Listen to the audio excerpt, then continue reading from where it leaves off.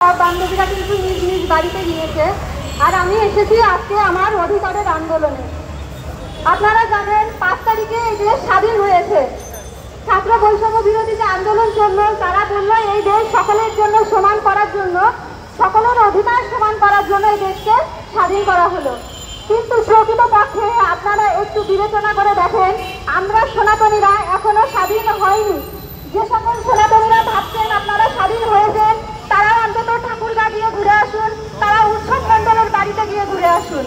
আজকে উৎসব মণ্ডলের বয়সের আমার একটা ভাই আছে, সবাই বলে এই বয়সটা হচ্ছে উত্তেজনা থাকে, অর্থাৎ আমার ধর্মকে যখন কেউ ছোট করে তখন সেই প্রেক্ষিতে সে একটা কটূক্তি করে ফেলেছে।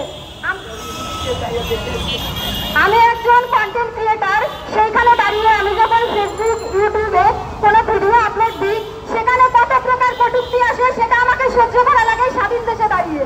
কিন্তু আজ পর্যন্ত একটা কটূক্তির স্ক্রিনশট নিয়ে আমি প্রশাসনকে দিয়ে বলতে পারলাম না যে আমার ধর্মকে নিয়ে অন্য ধর্মের লোকেরা কটূক্তি করছে, আপনারা এটা বিচার করুন। আজ পর্যন্ত আমি কেন এই অধিকারটা পেলাম না? আজকে হিন্দু ধর্মের কোনো একটা ছেলে যদি অন্য ধর্ম নিয়ে সাধারণ একটা কোনো লাইনে লেখে, সাথে সাথে সেখানে পুলিশ প্রশাসন পৌঁছে যায় এবং তাকে গ্রেপ্তার করে জেলে নিয়ে যায়। কিন্তু আমাদের মতো এরকম অনেক কন্টেন্ট আছে, আপনারা আমার কথা বিশ্বাস করা লাগবে না, ইউটিউবে সার্চ দিবেন হিন্দু ধর্ম নিয়ে কটূক্তির ভিডিও, খালি এতটুকু সার্চ দিবেন, দেখবেন হাজার হাজার ভিডিও পড়ে যাবে।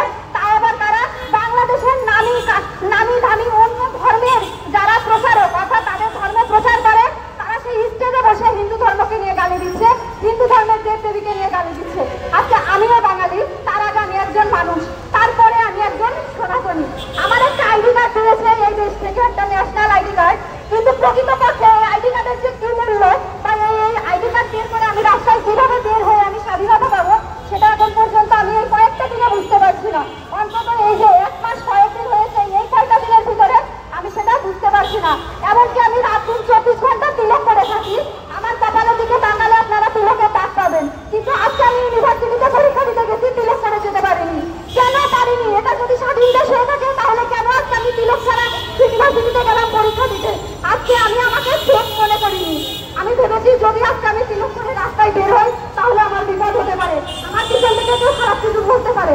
আমি একজন বিবাহিত মহিলা হওয়া সত্ত্বেও প্রত্যেক মহিলারই সম্মান আছে, কিন্তু আজকে আমাদের সনাতনী মা বোনদের কারোর কোনো সম্মান নেই।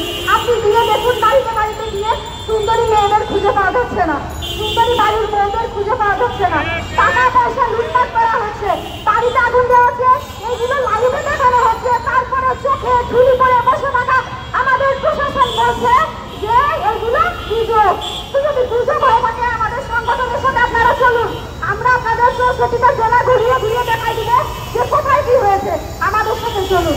আমাদের যখন রথযাত্রার র্যালি বের করা হয় তখন উপর থেকে 7তলা 10তলার ছাদ থেকে ময়লা এবং গরম জল নিক্ষেপ করা হয়, সাথে উপস্থিত থাকে সেনাবাহিনী, পুলিশ, আনসার, বিডিআর সবকিছু, কিন্তু তারা তার কোনো প্রতিবাদ করতে পারে না।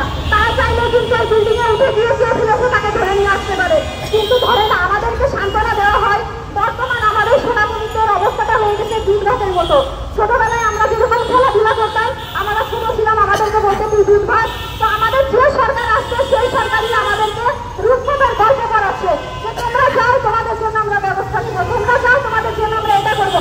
কিন্তু এখন পর্যন্ত না শেখ হাসিনা কিছু করে গেছে, না ডক্টর ইউনূস এখন পর্যন্ত আমাদেরকে আশা দিয়ে 1টা মাস পার হয়ে গেল, এখন পর্যন্ত কোনো পদক্ষেপ নিল না।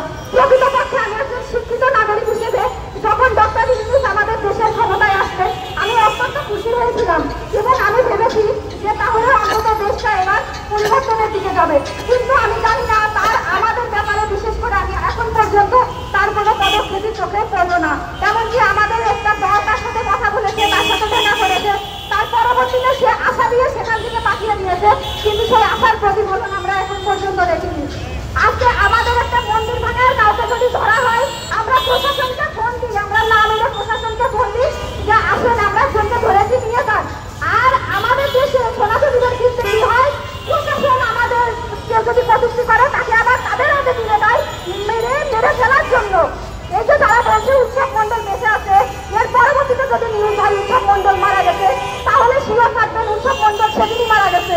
এতদিন ধরে আমাদেরকে সান্ত্বনা দেওয়া হয়েছে শুধুমাত্র প্রশাসনের দুর্বলতাকে প্রকাশ করতে না দেওয়ার জন্য। আপনারা এতটুকু শিওর থাকবেন উৎসব মন্ডল বেঁচে নেই, আর যেদিন খবর প্রকাশ হবে সেদিন আপনারা সেদিনই মারা গেছে, পরে মারা যায়নি। এটা সম্পূর্ণ একটা সাধারণ নাটক। আর সব নাটক কথায় কথায় বলে বাপের দেশে যা। কেন বাপের দেশে যদি যাবো, তাই নয় যে একেবারে একটা আইডি না দিয়ে কেন ঘুরছি, এই দেশের একটা আইডি না দিয়ে কেন ঘুরছি যদি বাপের দেশেই যাবো।